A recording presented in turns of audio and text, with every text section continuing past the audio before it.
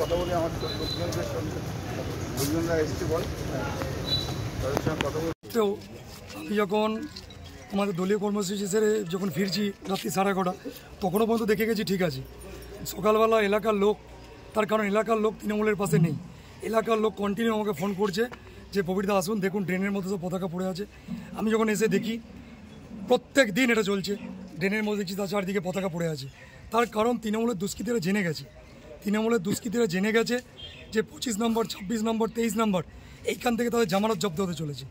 এর আগের দিন আমরা একটা অভিযোগ আসছে যে তাদের বিজেপির দলীয় যে পতাকা সেটা ছিঁড়ে ফেলা হয়েছে এবং সেই ফ্ল্যাগগুলো ড্রেনে ফেলে দেওয়া হয়েছে। আপনাদের উপরে অভিযোগ আসছে, কি বলবেন? দেখুন, সবার প্রথমত এই অভিযোগ হচ্ছে সম্পূর্ণ মিথ্যা। আপনারা ভালো করে জানেন, মিডিয়ার কাছে প্রমাণও আছে, দিলীপ ঘোষ যিনি এইবারে এখানে প্রার্থী হয়েছেন বর্ধমান দুর্গাপুর লোকসভায়, আপনারা পুরো দুর্গাপুর ঘুরলে কখনো বিজেপিকে সভা করতে দেখেছেন?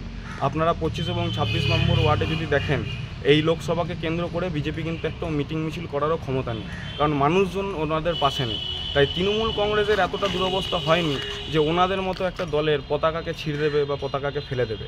এটা সম্পূর্ণ ওরা নিজেদের লোক দিয়ে করাচ্ছেন, যাতে এইগুলো করানোর মধ্যে দিয়ে মানুষের মধ্যে একটা হাওয়া গরম করে রাখতে পারেন, নিউজের মধ্যে থাকতে পারেন, মানুষের কাছে কাছে গিয়ে যাতে বলতে পারেন, এর বাইরে অন্য কিছুই নয়। আর যে মানুষগুলো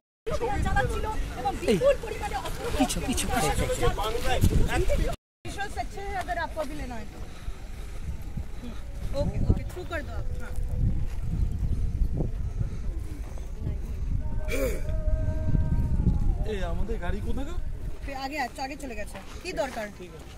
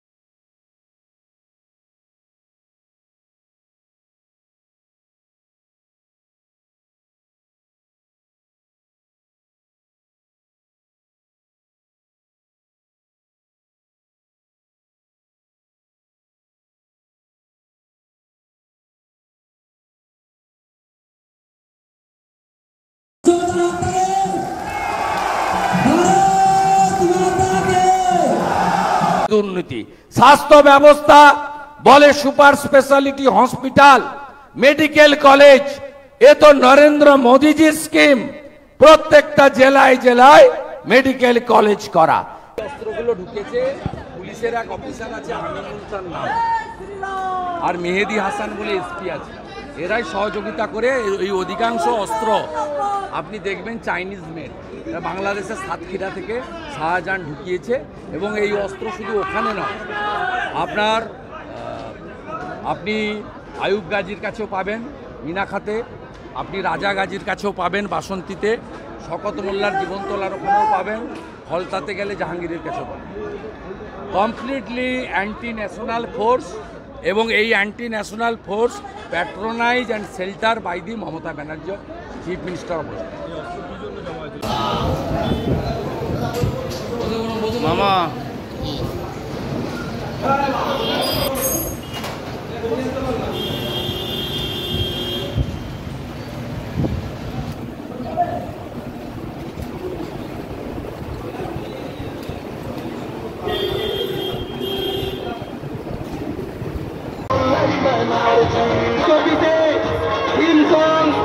আমাদের সকলের প্রিয় নেতা প্রিয় সাংসদ কল্যাণ ব্যানার্জি আপনাদের সকলের আশীর্বাদ মাথায় দিয়ে চতুর্থবারের মনোনয়নপত্র জমা দিতে চলেছেন। চতুর্থবারের মনোনয়নপত্র চলেছে সমস্ত এমএলএদের নিয়ে আপনার এলাকা দিয়ে শ্রীরাম আপনারা আবার মিছিল শুরু করুন। কল্যাণ বন্দ্যোপাধ্যায় জিপ স্টার্ট করেছেন। আপনারা এই শহরের মানুষ, এই লোকসভা কেন্দ্রের সকল তৃণমূল কংগ্রেসের বন্ধুরা আপনাদের শুভেচ্ছা। কিরকম ভাবে চলছে, সিকিউরিটি কতটা কি করা হয়েছে? খুবই বড়। দেখুন, আমাদের পৌরসভার থেকে আমরা যা যা করা দরকার, তাতে এখানে প্রচুর মানুষ দণ্ডি কাটে, তার জন্য আপনারা দেখছেন একদম নতুন রাস্তা করে দিয়েছি, যাতে মায়েরা বাবারা যারা এখানে দণ্ডি কাটবে তাদের জন্য এতটুকু যাতে কষ্ট না হয়, তার জন্য আমরা নতুন পিচের মমতা বন্দ্যোপাধ্যায়ের গ্রহণযোগ্যতা এবার আমি এক্সটেন্সিভলি ঘুরেছি গ্রামে গ্রামে, মানে অন্যবারের চেয়েও কিন্তু আমি বেশি ঘুরেছি এবারে। তো এক্সটেন্সিভলি ঘুরে আমি দেখেছি যে মমতা বন্দ্যোপাধ্যায়ের প্রতি অসম্ভব বিশ্বাস ভালোবাসা মানুষের মধ্যে রয়েছে। এটা কেউ নষ্ট করতে পারবে না কোনো প্রক্রিয়া।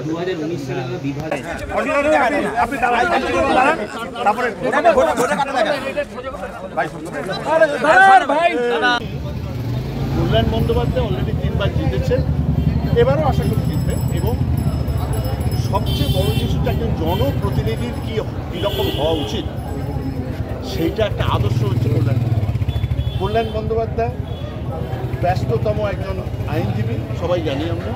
এবং পার্লামেন্টে আমরা অনেক এমপিকে দেখেছি তারা ভোটে যেতেন, তারপরে তাদের কোনো ছাড়া সত্ত্বেও পার্লামেন্টে পাওয়া যায় না, প্লাস তাদের এলাকাতেও বিশেষ দেখতে পাওয়া যায়।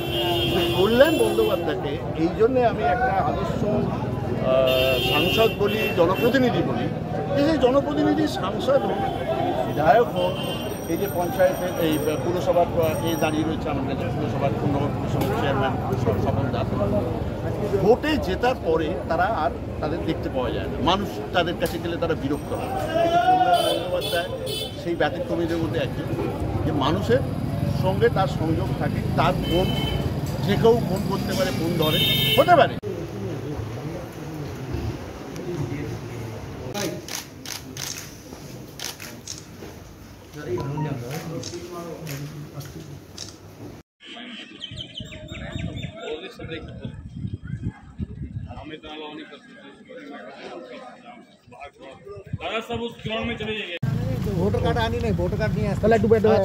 কল্যাণ বন্দ্যোপাধ্যায় মনোনয়ন জমা দিলেন, কি বলবেন?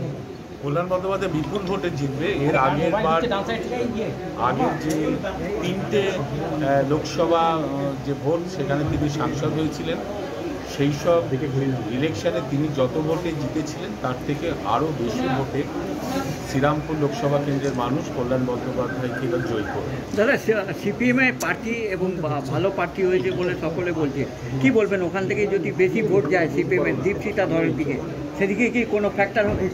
সিপিএম তো অ্যাকচুয়ালি নিজেদের শূন্যে নামিয়ে নিয়ে এসছে বিজেপিকে সহযোগিতা করতে করতে। 19 সাল থেকে 21 সাল বিজেপি গ্রাউন্ড লেভেলে তার যে ভোট, সেই ভোটের একটা বড় শেয়ার, প্রায় 22% ভোট বিজেপিতে হস্তান্তর করেছিল পরিকল্পিতভাবে। যে আগে রাম পরে বাম এই থিওরি তারা ব্যবহার করেছিল গ্রামগঞ্জে। সিপিএম নিজেই পরের নাক কেটে যাত্রাভঙ্গ করতে গিয়ে সিপিএম শূন্য হয়ে গেছে, 5% নিচে নেমে গেছে। এখন সিপিএমের দীপশিতা ধর সহ যারা অল্প বয়সী যারা ছেলে মেয়েরা রয়েছে, যুব সম্প্রদায় রয়েছে, তারা খাটছে, চেষ্টা করছে, খাটুক, চেষ্টা করুক। আবার সিপিএমকে যদি তারা আবার আগের জায়গায় ফিরিয়ে আনতে পারে। বিজেপিকে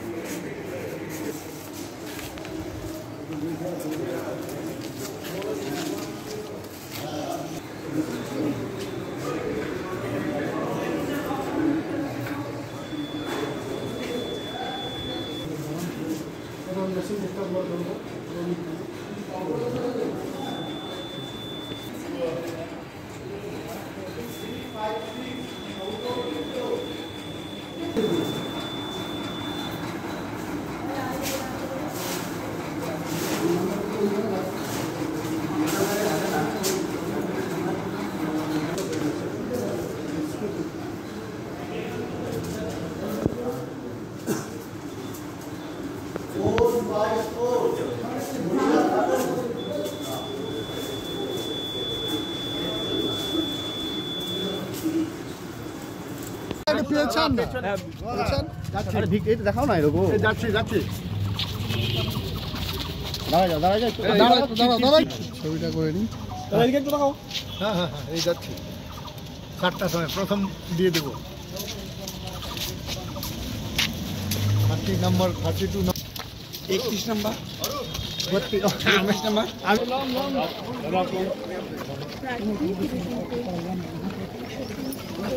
পরে বাইকটা নিয়ে যাচ্ছিল ছবিটা হয়ে গেল ছবিটা তো করতে দাও ছাড়ো ভালো হবে আগে বাইক শুরু করি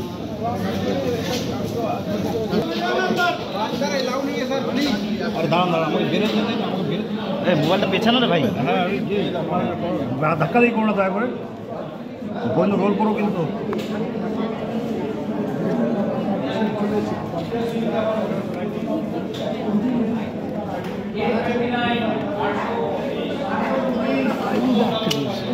দাদা নারায়ণ না ধাক্কা দেখি করেন না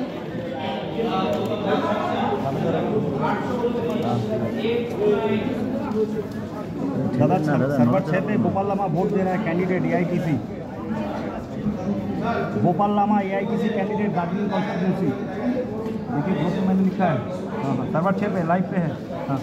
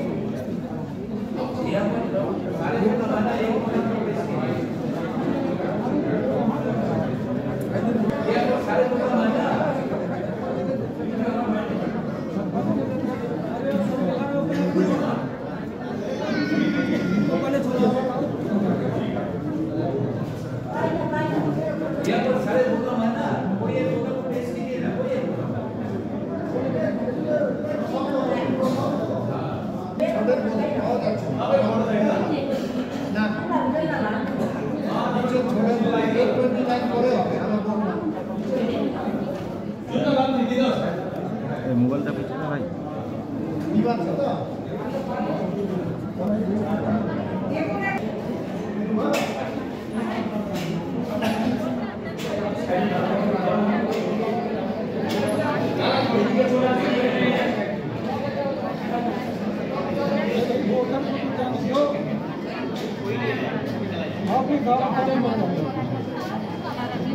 थोड़ा बंद कर लो थोड़ा बंद हो जाओ सर थोड़ा आप प्लीज इधर आ जाओ एक सेकंड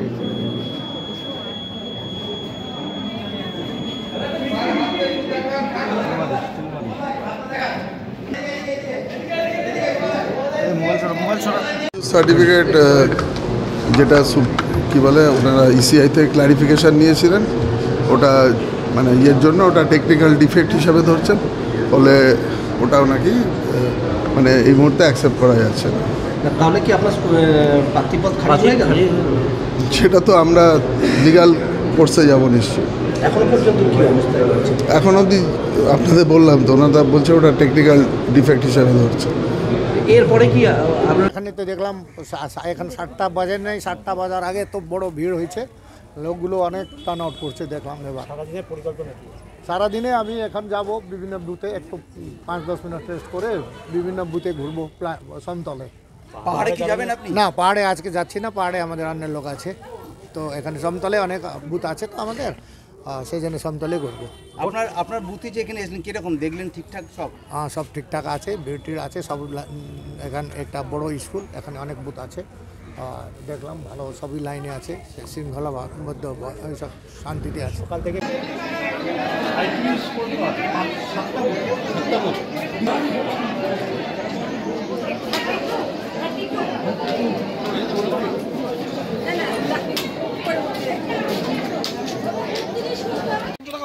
হ্যাঁ যাচ্ছি 7টার সময় প্রথম দিয়ে দেবো।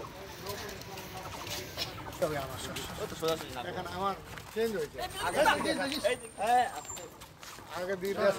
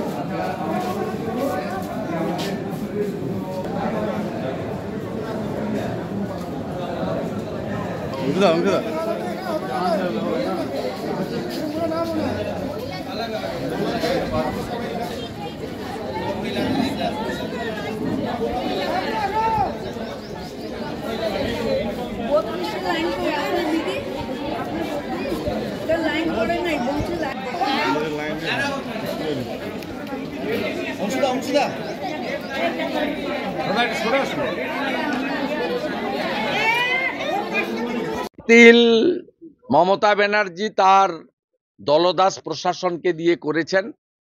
মমতা ব্যানার্জি সিও মতো কাজ করতেন, শশাঙ্ক বলে একজন ডিএম আছেন, তাকে দিয়ে এটা করেছেন। আমাদের প্রার্থী আদালতে যাচ্ছে 1 নম্বর। দ্বিতীয়, দুদিন আগেই মমতা ব্যানার্জির ঘনিষ্ঠ বৃত্ত থেকে আমাকে খবরটা দেওয়া হয় যে ওর নমিনেশন বাতিল করার জন্য পিসি ভাইপো ওই ডিএমকে নিয়ে সব চক্রান্ত করে ফেলেছেন। আমরা সেই কারণে অত্যন্ত বলিষ্ঠ একজন নেতা দেবতনু ভট্টাচার্যকে দিয়ে আমরা গতকাল আরেকটি নমিনেশন করিয়ে রেখেছিলাম, যাতে তৃণমূল কোনোভাবে ফাঁকা মাঠ না পেয়ে যায়। আর মানুষ ভোট পদ্ম ফুলে দেবে, নরেন্দ্র মোদী সব জায়গার প্রার্থী, চিন্তার কোনো কারণ নেই।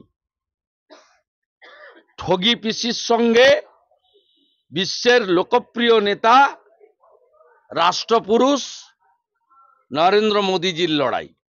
পদ্ম মেশিনে থাকলেই সব আসনেই মোদীজির প্রার্থীরা জিতবে।